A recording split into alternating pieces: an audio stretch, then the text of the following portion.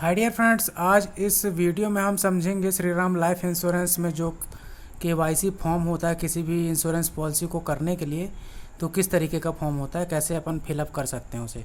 तो dear friends, सबसे पहला फॉर्म ये सबसे ऊपर देखिए 3 पेज का टोटल फॉर्म होता है। सबसे पहला पेज ये होता है जो आपको दिख रहा है, इसे हम कच्चा फॉर्म भी बोलते हैं। इसमें हम ग्राहक की पूरी डिटेल लिख लेते हैं। इसे हम ऑनलाइन फिलअप होता है, ये सबमिट नहीं करना होता है एक्चुअल में। ये हम अपनी जानकारी के लिए इसमें सारी डिटेल ग्राहक से नोट कर लेते हैं इसमें, ठीक है। तो इसमें देखिए सबसे पहले ऊपर चलते हैं इसमें। तो यहाँ पे देखिए सबसे ऊपर यहाँ पे जो सेल्स ऑफिसर है जो ग्राहक की पॉलिसी कर रहा है उसका नाम, और यहाँ पे मतलब एक प्रकार से बोला जाए तो सेल्स ऑफिसर का नाम, उसका सेल्स ऑफिसर का मोबाइल नंबर और सेल्स ऑफिसर का एम्प्लॉय कोड यहाँ पर लिखना है, ठीक है। नाम, मोबाइल नंबर और एम्प्लॉय कोड।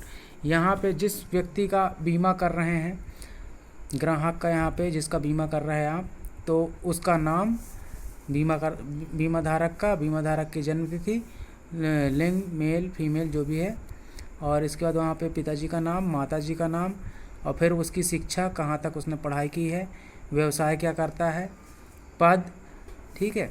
यहाँ पे वर्तमान नियोक्ता मतलब किस कंपनी में वो काम कर रहा है, नौकरी का स्थान कहाँ है उसका, कटनी, कुछ एड्रेस हो उसके जहाँ पे वो काम कर रहा है तो उसका एड्रेस यहाँ पे डाल देंगे। यहाँ पे अवधि कितने साल से वो काम कर रहा है, वार्षिक आय उसकी कितनी है, ठीक है। और दूसरे नंबर पे सेकंड कॉलम जो दिया है, यदि बच्चे का किसी का बीमा कर रहे हो तो ऊपर बीमा धारक में बच्चे की डिटेल और प्रपोजर में जो भी उसका गार्जियन है जो बीमा की किस्त भरेगा उसकी डिटेल यहाँ पे भरी जाएगी। जैसे बच्चे का है तो बच्चे के पिताजी ही भरेंगे, तो यहाँ पे पिताजी का नाम प्रपोजर में, या माताजी जो भी प्रपोजर है उनका नाम, ठीक है। विवाहित हैं अविवाहित हैं जो भी है तो यहाँ पे टिक कर देंगे। फिर उनके पिताजी का नाम मतलब पिताजी के पिताजी का नाम, बीमा धारक से उसका रिश्ता क्या है, उनकी जन्म तिथि क्या है, उनकी शिक्षा क्या है, व्यवसाय क्या करते हैं, किस पद पे हैं, कितने साल से वो काम कर रहे हैं, ठीक है। यहाँ पे वर्तमान नियोक्ता किस कंपनी में वो काम कर रहे हैं, उनकी वार्षिक आय क्या है, आय का स्रोत क्या है, नौकरी है, सरकारी नौकरी है, प्राइवेट नौकरी क्या करते हैं, वगैरह वगैरह। यहाँ पे प्रपोजर केस में बीमा धारक का मोबाइल नंबर यहाँ पे लिख देंगे और यहाँ पे उसकी ईमेल आईडी लिख देंगे, ठीक है डियर फ्रेंड्स। यहाँ पे कुछ चीज़ें भरी हुई नहीं, लेकिन सारी चीज़ें अपन को भरना है, ठीक है। ये अब ऑनलाइन लॉगिन करेंगे पॉलिसी तो उसमें ये सारी डिटेल्स अपन को डालनी पड़ेगी, इसलिए अपन कच्चा फॉर्म भर लेते हैं। यहाँ पे उसकी वार्षिक किस्त या छमाही किस्त जो भी किस्त है यहाँ पे उसकी रकम डालेंगे, कितने की किस्त है, बीमा धन कितने का है वो डालेंगे, ठीक है। 1 लाख 2 लाख जितने लाख का भी उसको प्लान दे रहे हैं वो बीमा धन यहाँ डालेंगे जितने का बीमा है। वो भुगतान मोड, वो कैसी किस्त भरना चाह रहा है, छमाही, सालाना, जैसी भी भरना चाहेगा तो यहाँ पे लिख देंगे। टोटल किस्त भुगतान अवधि क्या है, 10 साल है, 5 साल है, 10-15 साल है। पॉलिसी अवधि क्या है, कई पॉलिसियों में जैसे 15 साल अवधि है तो पॉलिसी भुगतान अवधि 10 वर्ष होती है या 5 वर्ष होती है, तो इस तरह से अलग अलग चीज़ें डालना है यहाँ पे। राइडर यदि दिया हुआ है तो राइडर का नाम लिख देंगे, ठीक है। यहाँ पे नॉमिनी का नाम लिख देंगे, नॉमिनी क्या है, नॉमिनी का नाम, नॉमिनी का डेट ऑफ बर्थ, नॉमिनी से रिश्ता क्या है आपका, मदर है, फादर है, सन है, डॉटर है, जो भी है, उनका मोबाइल नंबर नॉमिनी का, ठीक है। यदि नॉमिनी कोई बच्चा है तो उसका अपॉइंटी का भी लगेगा, ठीक है, क्योंकि बच्चा नाबालिग है यदि तो उसका जो भी है प्रस्तावक माता पिता जो भी है उसका नाम यहाँ पे लिखा जाएगा, नॉमिनी से उसका रिश्ता क्या है वो लिखा जाएगा, उनका पता लिखा जाएगा, ठीक है। यदि कोई पुरानी पॉलिसी उनकी पहले से चल रही है तो उसकी डिटेल यहाँ पे देनी होगी, पॉलिसी नंबर, कंपनी का नाम, बीमित राशि, कब से चल रही है, पॉलिसी का स्टेटस चालू है कि बंद है। फिर यहाँ पे नीचे आएंगे तो देखिए यहाँ फैमिली हिस्ट्री डालनी होगी। फैमिली हिस्ट्री में ये डालनी ज़रूरी रहती है, इसके बगैर पॉलिसी नहीं कंप्लीट होती। तो यहाँ पे पिताजी यदि हैं जिसका हम बीमा कर रहे हैं उसके पिताजी की उम्र कितनी है, ठीक है। यदि है तो उनकी उम्र डाल देंगे, उनका नाम डाल देंगे। यदि मान लो नहीं है, एक्सपायर कर गए हैं, तो उनकी मृत्यु का कारण यहाँ पे लिखना है, कौन से सन में उनकी मृत्यु हुई है और मृत्यु के समय उनकी उम्र कितनी थी, यहाँ पे कॉमा कर करके लिख देंगे, ठीक है। कि जैसे कि कौन से सन में मृत्यु हुई तो यहाँ पे सन डाल देंगे, 2001, 1999 जो भी है, ठीक है। उस समय उनकी उम्र क्या थी, कॉमा करके उम्र डाल देंगे, ठीक है। और यदि कोई बीमारी के कारण ख़त्म हुए हैं तो बीमारी का नाम लिख देंगे। इस तरीके से ये कॉलम हमको भरना है। इसी तरह से माता जी की उम्र, फिर जो यदि हस्बैंड वाइफ किसी का कर रहा हो तो उसके पति पत्नी का उम्र, पति या पत्नी जो भी है, बच्चे उनके कितने हैं, बच्चों की उम्र, साथ में उनका नाम, कॉमा कर करके, यदि 3 बच्चे हैं तो तीनों की उम्र, और जौन सी उम्र सबसे पहले डाले हो उसका नाम सबसे पहले, फिर दूसरे नंबर में जो उम्र डाले हो उसका दूसरे नंबर पे नाम, ऐसे सीक्वेंस वाइज आपको लिखना है। जैसे 3 बच्चे हैं तो तीनों की उम्र डाल दिए एक एक करके, फिर तीनों का नाम डालेंगे एक एक करके कॉमा करके, इस तरह से। ठीक है, भाइयों का भी इसी तरह से करेंगे, ज़रूरी नहीं कि एक ही भाई हो, 2 भाई 3 भाई भी हो सकते हैं। तो इस तरह से भाइयों की उम्र और फिर कॉमा कर करके तीनों चारों भाइयों की नाम, जितने भी भाई हैं। इसी तरह से बहनों का। फिर ये नीचे आ जाता है बीमा धारक का वजन, जिस व्यक्ति का बीमा हो रहा है उसकी ऊंचाई कितनी है, ऊंचाई व वजन। यहाँ पे देखो 55 किलो ये वजन लिखा है और 170 सेंटीमीटर ये हाइट लिखी है। तो लंबाई और ऊंचाई जिसका बीमा कर रहे हैं उसका यहाँ पे लिखना होगा।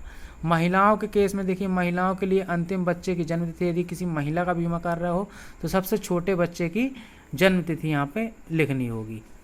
ठीक है, और इसी तरह से बस यहाँ पे नीचे ये ज़्यादा डिटेल कुछ खास नहीं है। हाँ, महिलाओं के केस में ये है कि यदि कोई पति की यदि कोई पॉलिसी चल रही तो पति का पॉलिसी नंबर, किस कंपनी से चल रही है बीमा धन, पॉलिसी का स्टेटस चालू है या बंद है, और यहाँ पे प्रस्तावक के सिग्नेचर लेने हैं। ठीक है, इसके बाद दूसरे नंबर के फॉर्म में चलते हैं।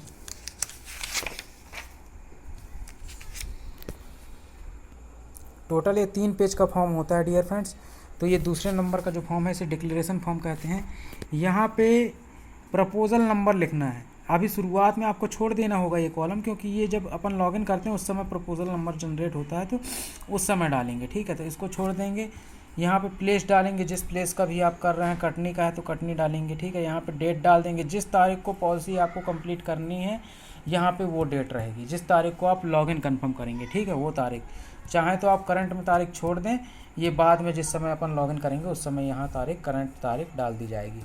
यहाँ पे आपका प्लान का नाम रहेगा, product name Shriram life super income plan या Shriram life assured saving assured plan, जो भी प्लान का नाम है पूरा एग्जैक्ट स्पेलिंग के साथ लिखना होगा।